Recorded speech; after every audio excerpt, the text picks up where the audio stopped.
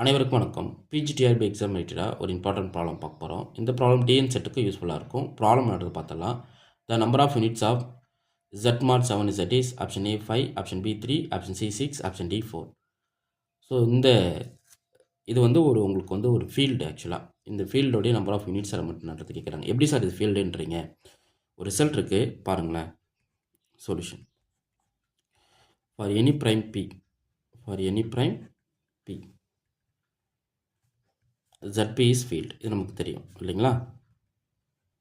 இது மைண்டில் வச்சுக்கோங்க. செகண்ட் வந்து Z mod NZ is isomorphic to Zn.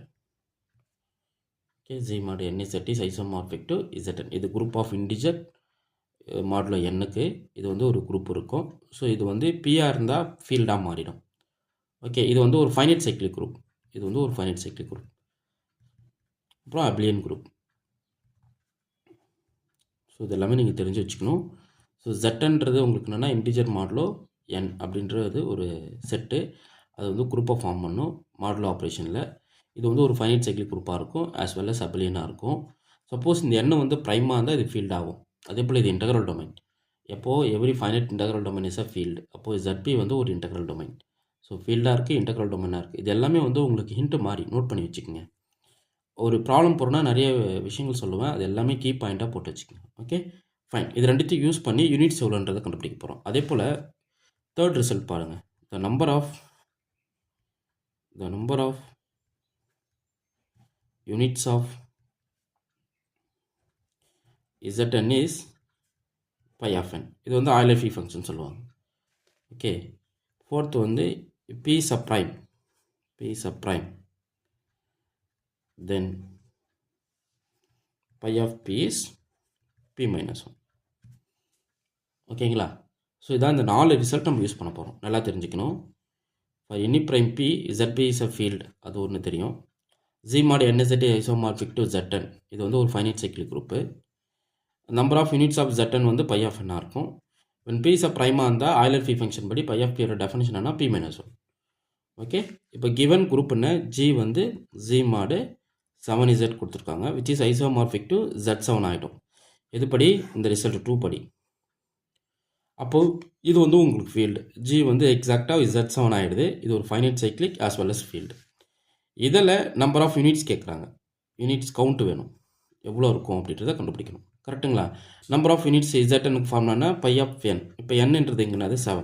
இப்போ பை ஆஃப் 7 போட்டால் நமக்கு என்ன கிடைக்கும்? 7 minus 1. அப்போ 7 minus 1 நமக்கு என்னது? 6. அப்போ எவ்வளோ யூனிட்ஸ் இருக்கும் Z7ல்? Number of units of Z7 பார்த்தீங்கன்னா உங்களுக்கு எவ்வளோ இருக்குது? 6 யூனிட்ஸ் இருக்குது. அப்போ பாருங்கள், எந்த ஆப்ஷன் வரும்? ஆப்ஷன் சி தான் கரெக்ட். ஓகே, இது போல் நிறைய இன்ட்ரெஸ்டிங் கொஸ்டின்ஸ் வந்து டெஸ்ட் பேட்சில் கொடுத்துருக்கோம். ஸ்டடி மெட்டீரியல் வந்து டீட்டெயிலாக போட்டு ஆன்சர் பண்ணியிருக்கோம். உங்களுக்கு டெஸ்ட் பேட்ச் ஸ்டடி மெட்டீரியல் வேணுன்னா என்னோட நம்பர் கான்டக்ட் பண்ணிங்கன்னா டீட்டெயில் கொடுத்துருவேன். ஓகே, உங்களுக்கு இந்த வீடியோ பிடிச்சிருந்தா லைக் பண்ணுங்கள், கமெண்ட் பண்ணுங்கள், உங்கள் ஃப்ரெண்ட்ஸுக்கு ஷேர் பண்ணுங்கள். இது போல் units, number of units, number of idempotent element, number of nilpotent element, இது எல்லாத்துக்குமே வந்து நிறைய ரிசல்ட்ஸ் கொடுத்து ப்ராப்ளம் போட்டு டெஸ்ட் பேட்ச் கண்டக்ட் பண்ணியிருக்கோம். ஸ்டடி மெட்டீரியல் கொடுத்துருக்கோம். பிஜிடிஆர்பிக்கு மட்டும் ப்ராக்டிஸ் கொஸ்டின் அப்படின்னு யூனிட் வைஸ் ப்ராக்டிஸ் கொஸ்டின் சொல்லிட்டு பிஜிடிஆர்பிக்கு மொத்தம் 22 புக்லெட் இருக்குது. இந்த 22 புக்லெட் கொஸ்டின்ஸ் கலெக்ட் பண்ணிங்கன்னா கிட்டத்தட்ட ஒரு 2500 கொஸ்டின்ஸ் கிட்ட வந்துடும். இது நீங்கள் ஒரு பிரிண்டட் காப்பியை நீங்கள் வாங்கி டெஸ்ட் அடித்து பாருங்கள். இது வந்து டெஸ்ட் பேட்ச்க்கு ஈக்குவலன்ட்டு. ஸோ இந்த புக்லெட் வாங்கி படிங்க, உங்களுக்கு வந்து எல்லா ரிசல்ட்டும் கவர் ஆகிடும். ஒவ்வொரு யூனிட்டுக்குமே 150 கொஷின், 200 கொஷின், 300 கொஷின்ஸ் கிட்ட ரெடி பண்ணியிருக்கோம். ஸோ இந்த புக்லெட் வாங்கி படிங்க. உங்களுக்கு வந்து பிஜிடிஆர்பி எக்ஸாம் ப்ரிப்பேர் பண்ணிகிட்டு இருக்கோங்க. எனக்கு சப்ஜெக்ட் தெரியும், எனக்கு ப்ரிப்பரேஷனில் இருக்கிறேன், கொஷின்ஸ் மட்டும் ப்ராக்டிஸ் பண்ணணும் அப்படின்னா இந்த 22 புக்லெட் வாங்கி படிங்க. ஓகே, நீங்கள் கால் பண்ணும்போது இந்த 22 புக்லெட் வேணும் அப்படின்னு சொல்லி கால் பண்ணிங்கன்னா அதுக்கான காஸ்ட்டு சொல்லிவிடுவேன். நீங்கள் அந்த காஸ்ட் படி நீங்கள் பே பண்ணிட்டீங்கன்னா உங்களுக்கு கொரியர் பண்ணிவிடுவேன்.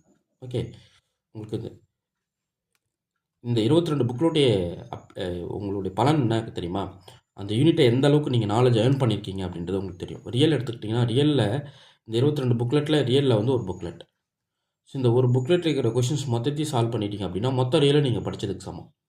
என்னால் அடித்து சொல்ல முடியும், அவ்வளோ நீட்டாக ரெடி பண்ணியிருக்கோம். இந்த 22 புக்லெட்டில் ரியல் மட்டும் அப்படி இருக்கும். அது போல் ஸ்டார்ட் எடுத்துக்கிட்டிங்கன்னா 300 கொஷின் இருக்கும்.